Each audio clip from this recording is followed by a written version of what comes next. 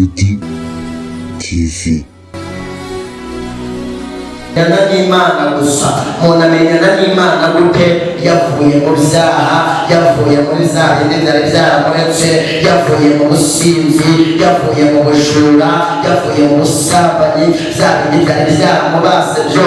Nasomye ijambo ry'Imana rirambwira ngo ukora ibyo Imana ishaka ni umwana w'Imana, ariko ukora ibyo Imana idashaka ni umwana wa Satani.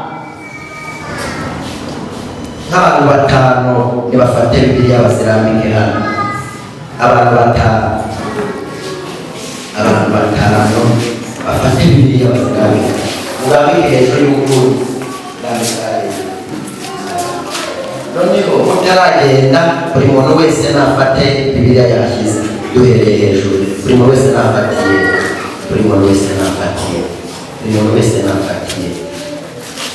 Isubire mu myanya yahibaze kukwima. N'imyaka umaze mu rusengero ni wewe wageze ahangaha mbere, none uyu winjiye none hatugiye gutaha. Imana imutabaye ukiri ahangaha kandi uri umuririmbyi, barahanuriye abantu, barahagaza bakavuga ubutumwa, bararirimbye mu ijwi ryiza. Uyu wihariye kano kanya akavuga ngo Mana nje ndi umunyabyaha, Mana amaso yawe abone. Imana izimubwira ngo muhaye umugisha, ahisa nawucuragiye. Ariko we umaze imyaka 70 mu itorero, koko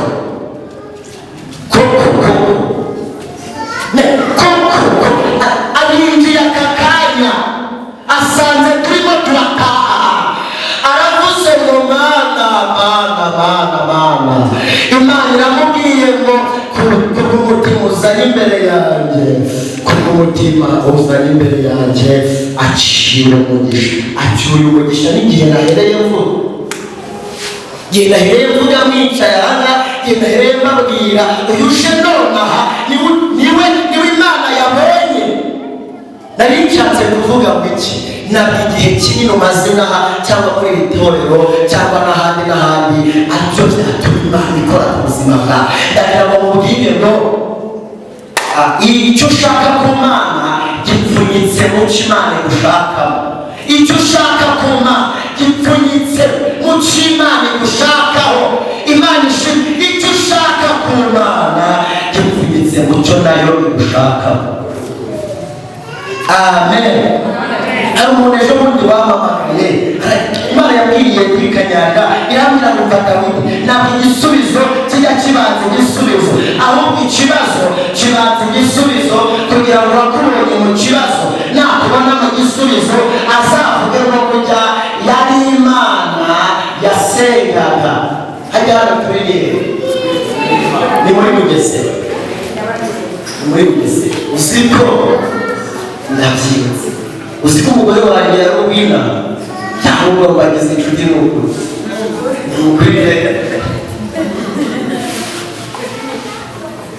Icyo wabonesheje amasengesho.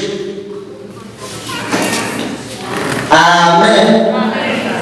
Ntabwo igisubizo kijya kibanza igisubizo, ahubwo ikibazo kibanza igisubizo, kugira ngo wakubonye mu kibazo nakubona mu gisubizo azavuge ngo burya yari Imana. Reka mubwire, ntukarebere Imana, ntugakore ikosa ryo gutakaza ubuhamya bw'ahashize. Ntugakore ikosa ryo gutakaza ubuhamya bw'ahashize. Ubuhamya bw'ahashize ni intsinzi y'umukristo imufasha kunesha ibyo agezemo umunsi wa none. Wowe ejo bundi Imana yagukuriyeho impanuka, none ugeze. Amen. Ntugakore ikosa, Imana ntukayirebere muri ya masafuriya atabonetsemo ibyo kurya. Uzayirebere cyagiye uri mu bitaro, muganga yavuze ngo ntabwo bishoboka. Ndashimira Imana, ibidashobokeye abantu Imana irabishoboye. Ariko reka mubwire, ntabwo wibuka hariya kuri cya kidendezi, hariya kuri ya nyanja itukura, ubwo Abisirayeli babwiye Mose bakamubwira ngo mbese inzira iri hehe? Mose yarangiza yabaza Imana inzira, Imana ikamubwira ngo nawe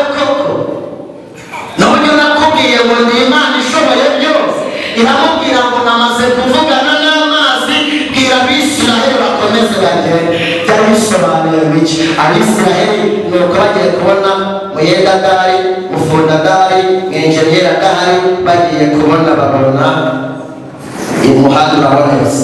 Byari bishatse kuvuga ngo iki? N'ahatari inzira ni mu kwayo, n'ahatari inzira ni mu kw'Imana. Aho utabona inzira Yesu ajya ashaka inzira, inzira ikaboneka. Ntabwo igisubizo kijya kibanza igisubizo, ahubwo ikibazo kibanza igisubizo, kugira ngo uwakubonye mu kibazo nakubona mu gisubizo azavuge ngo burya yari Imana. Cy'ubundi abantu bambabaje, nari ndi kumwe n'uwo mukobwa nkunda, noneho reba umukobwa mwiza n'ukuri, waba ni Bugesera ariko aba i Kigali. Babwira uko yitwa Uwiturije, yitwa Uwiturije Shadamu, yitwa Uwiturije. Nshyizeho irindi abantu benshi bahita bamumenya, yitwa Uwiturije, kandi namenya amakuru ko bisa kose ari Imana, ni Imana n'ukuri.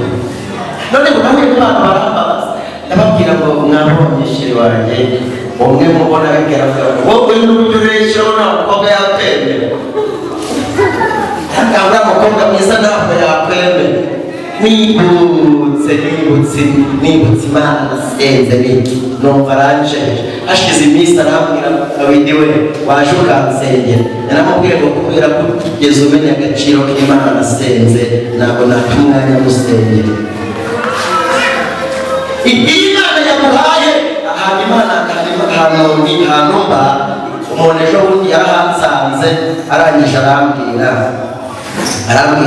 ngo niko kado bose yagiye ndabana n'umuntu aransuzuma, niko kado n'Imana mfite. Arambwira ngo bose nawe uhari yagiye mu kazi, arambwira ngo bose naze mubwira asenge amafaranga y'ibishimwe. Nari nyafite ndabona ntabwo naguha kabisa, igihe cyose uzajya uhansanga yavuga ko bose yagiye mu kazi. Nyine iyo Imana yaguhaye abantu, iyo bakubonye babona bitamukwiye. Ntabwo igisubizo kibanza igisubizo, ahubwo ikibazo kibanza igisubizo. Abakubonye usenga bakavuga ngo ese uriya ni we cyangwa arasa nawe?